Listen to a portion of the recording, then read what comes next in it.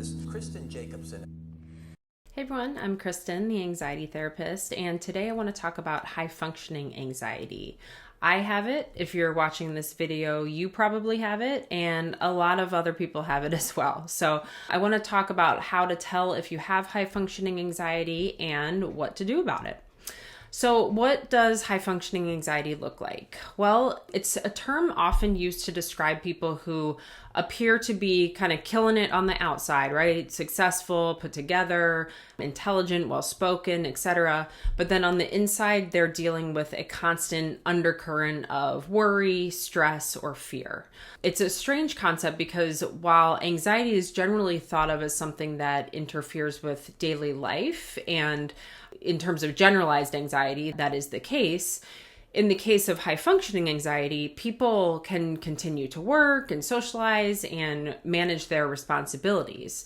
And in fact, they might even seem more productive and successful than others, but that also comes at a cost. And there's this sort of constant mental tension that leaves them exhausted and overwhelmed, feeling like they're not doing enough, and can really lead to burnout if, it's not recognized and sort of addressed early on. So what exactly is high functioning anxiety, and why do some people experience it? How does it develop? And more importantly, what can you do to manage it? I want to dive into these questions and take a closer look. So let's start with what causes high functioning anxiety. There isn't a single clear-cut answer to this question, and it's typically the result of sort of a mix of biological, environmental, and psychological factors. So let's start with biology. Anxiety often runs in families, meaning that if one or both of your parents have struggled with anxiety, then you have it written in your genetic code and you're more likely to experience it as well. And this has to do with how our brain processes stress, fear, and threats. So some people are just biologically predisposed to heightened sensitivity to stress, which is linked to irregularities in neurotransmitters that are the chemicals in our brain, like serotonin and dopamine.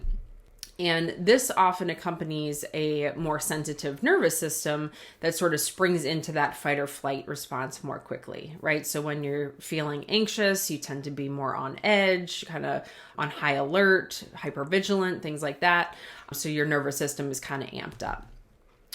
In terms of environment, your upbringing and environment play a big role as well. So if you were raised in a high pressure environment where success and achievement were heavily emphasized, then you may feel compelled to perform at an exceptionally high level, and this can lead to some anxiety. So for instance, kids who were praised only for accomplishments, not for taking time to rest or care for themselves, they may grow up with the belief that their worth or value is tied solely to their productivity. This is what I hear a lot from my clients with high functioning anxiety, that oftentimes, if they were watching TV on the weekends or not doing something that was sort of academic or productive, that their parents would sort of come down on them for that. There's also learned behavior. So interestingly, anxiety can sometimes develop as a coping mechanism. So if worrying or over-preparing has helped you avoid negative outcomes in the past, then your brain learns that anxiety works as a protective strategy. And this is what's known as negative reinforcement. So the anxiety-fueled success then reinforces the idea that worrying and being overly meticulous is the reason for your accomplishments. So this is really tricky because a lot of people with high functioning anxiety are like, well, it's gotten me to where I am now, so it's worked well. Why change it? But it's more about the sort of long-term repercussions, that it's just not a sustainable way of being. So let's talk about the slow burn of high functioning anxiety. A lot of people with high functioning anxiety actually don't even realize they're struggling because it's just how they've always operated. They've sort of been living in this constant state of worry or perfectionism or overthinking for so long that it just feels normal. This is their normal state. And the drive to succeed or stay productive and avoid failure has likely been with them for years. So they often don't see the anxiety as a problem, like I mentioned before. And it's not until they hit this breaking point, like burnout, or when their ability to function starts to slip, that they finally begin to notice something is off. And that's usually when they come to see me, right? They've been functioning at this high level, but it's just like, they're not happy. They're feeling depleted. They're burnt out. They're successful, but it's just like their life just isn't feeling the way they want it to. So that's when they typically seek me out for therapy. And for a lot of people, the idea of feeling any different, more relaxed or less pressured, just feels completely foreign, as if it's not even an option. And so this anxious state has been their normal for so long that they might not even realize or recognize that there's another way to live. And there might actually be a lot of resistance against that at first. So what does high functioning anxiety look like in everyday life? If you're wondering whether this applies to you, let's talk about some common symptoms. High functioning anxiety doesn't stop you from getting things done, but it's often accompanied by a range of physical, emotional, and behavioral signs. So the first is overthinking. You might spend way too much time replaying conversations or thinking about future scenarios, analyzing every possible detail or outcome. Number 2 is perfectionism.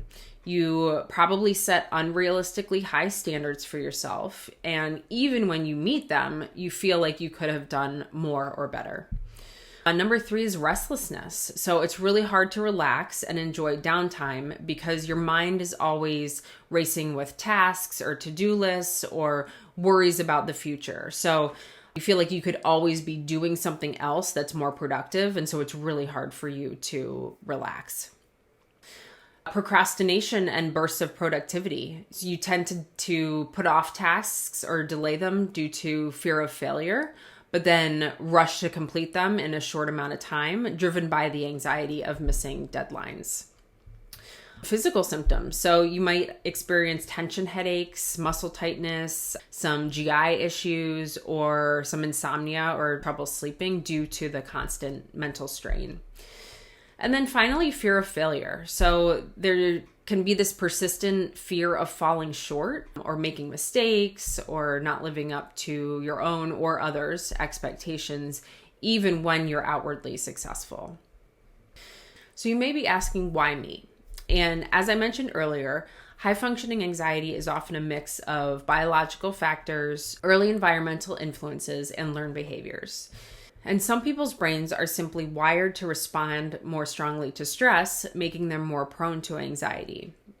But the environment you grew up in, whether it was a high-achieving family or a competitive academic setting, can also set the stage for developing this pattern. And it can also be reinforced by our society's grind culture, right? It's as though it's sort of this constant pissing contest for who's juggling the most or working the hardest or who's the biggest workhorse. So psychologically, people with high functioning anxiety often have a deep-rooted fear of failure or inadequacy. And it's really this fear that drives the need to overperform. But instead of ever feeling accomplished, there's this constant feeling that you need to keep going and that what you've done is never enough. And so that finish line sort of keeps moving. And I want to be clear that high functioning anxiety is not a formal diagnosis like generalized anxiety, but it's rather a condition that I think has become more mainstream in recent years as our society has just put more and more pressure on outcomes and productivity. And I think finally, as of late, we're focusing more on mental health and self-care and wellness in the workplace, which is fabulous. And I love that that's the direction we're heading in.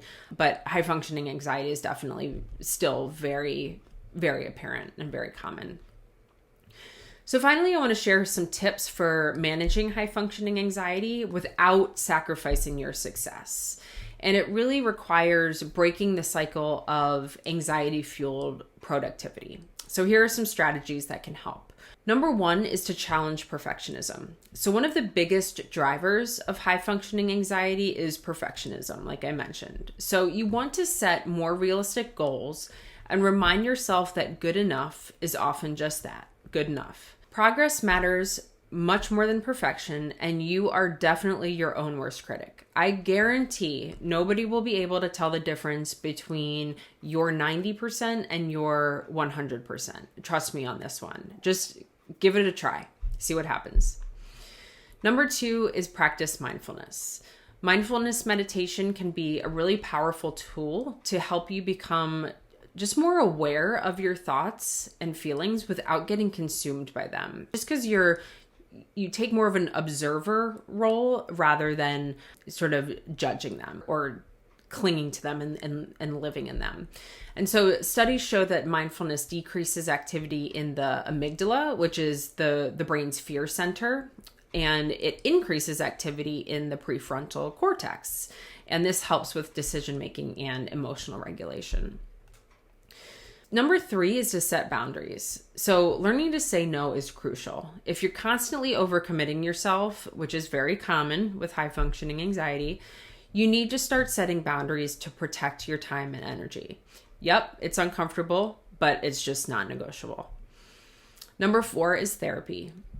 So there are a lot of different types of therapy that can help, but cognitive behavioral therapy tends to be highly effective for high functioning anxiety. It teaches you how to identify and challenge anxious thoughts while also shifting the behaviors that fuel them. Number five is exercise. So regular physical activity can really boost your mood, it can reduce stress and improve sleep.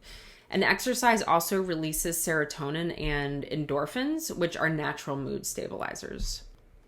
And finally, sleep hygiene. So you want to make sure you're prioritizing sleep. A well-rested brain is much better equipped to handle stress and anxiety, while chronic sleep deprivation or disrupted sleep can really exacerbate both.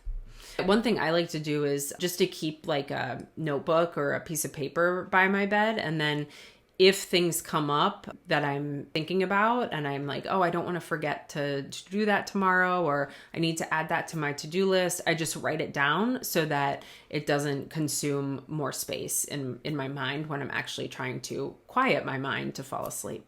So just to wrap up, high functioning anxiety can be tough to spot because it's so often hidden behind this mask of success and productivity. But that constant mental toll it takes is real, and it's important to recognize when anxiety is driving you too hard. So by implementing strategies like challenging perfectionism, practicing mindfulness, and seeking support, you can really reduce your anxiety and just find a healthier balance in life. And just remember, productivity isn't everything. Your well-being really matters too.